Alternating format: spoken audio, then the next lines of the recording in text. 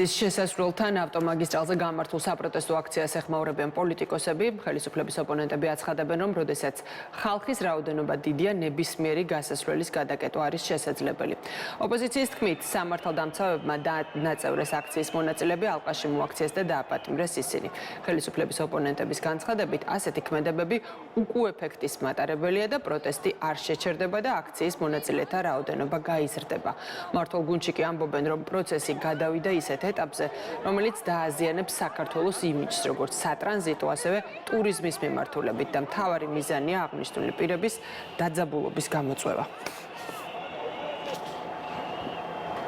პროტესტში მყოფ მოქალაქეებს გვაქვს უფლება, როდესაც ხალხის რაოდენობა გვაძლევს ამის საშუალებას, გადავკეტოთ ნებისმიერი გასასვლელი და ეს ქუჩა მით უმეტეს, როდესაც ხალხის რაოდენობა იყო ძალიან ბევრი, ძალიან ცუდად იმოქმედეს, დაანაწევრეს ხალხი, პრაქტიკულად ჩაგვიტარეს დაპატიმრება, იმიტომ რომ საათების განმავლობაში ყავდით ალყაშემორტყმულები, ეს რა თქმა უნდა, აი თავის მხრიდანაც დეზორგანიზებულ ქმედებებზე მიუთითებს საპოლიციო ძალებს და ამავდროულად უკუეფექტის მატარებელია, რადგანაც ისინიც ვერაფერს ვერ იღებენ და პირიქით, მათი ესეთი ქმედებების შედეგად ხალხის რაოდენობა უფრო მეტად იმატებს. ცხადია, პროტესტი გაგრძელდება. პროტესტი შეიძლება რაღაცაში უშლიდეს ვიღაცას ხელს, მაგრამ პროტესტი იმიტომაც არის, რომ შესაძლებელი ქვეყანაში არ არის ორდინალური მდგომარეობა. გუშინდლამდე ეს არ იყო სტრატეგიული ობიექტი და დღეს გახდა. ხვალ შეიძლება გახადონ თავიანთი ბინები, სახლები, კონკრეტულად ივანიშვილი გახადონ სტრატეგიული ობიექტი და ამიტომ გააძლიერონ. რაღაცნაირად ეს არის ისე თქვა მაქსიმალურად უნდათ რომ შეაშინონ ეს ხალხი იმისთვის, რომ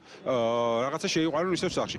არ გამოდის სახში შეყვანა ამ ხალხის. პროტესტი არის როგორც ბიზნესი თქვა ფიზიკაში ენერგია არ ქრება, ის უბრალოდ სახეს იცვლის. არ გაეცემა ამ პროტესტს პასუხი ის სხვა გზით და სხვა ფორმით გამოვლინდება. მარუშველის ეს პოლიცია ეს თვითონაც ასე თქვა დამალული, ნიღბებს უკან დამალული ხალხი, რომელსაც ალბათ თავის დიდ ნაწილად თვითონაც ხვენიათ იმის რაზედაც არიან, ან მგონია რომ მათი საშველი იყო საბოლოოდ. დავჭავაძე იქნება, რუსთაველის პროსპექტი იქნება, ამის გადაკეტვა არ იკმარეს და გადავიდნენ ისეთ ქმედებებზე, რომელიც დააზიანებს პირდაპირ საქართველოს იმიჯს, როგორც სატრანზიტო ქვეყნის იმიჯს, პირდაპირ იმოქმედებს ტურიზმზე, იმოქმედებს ვალუტის კურსზე და რასაკვირველია, ექნება ის შედეგი მათი აზრით, რომელიც მოიტანს იმას, რომ ელენე ხოშტარია იქნება ხელისუფლების სათავეში, თინა ბაკუჩავა და სხვადასხვა ადამიანები, რომლებიც არიან დროებითი იმ ძალებისათვის, რომლებმაც უნდა შეასრულონ გარკვეული ამოცანა,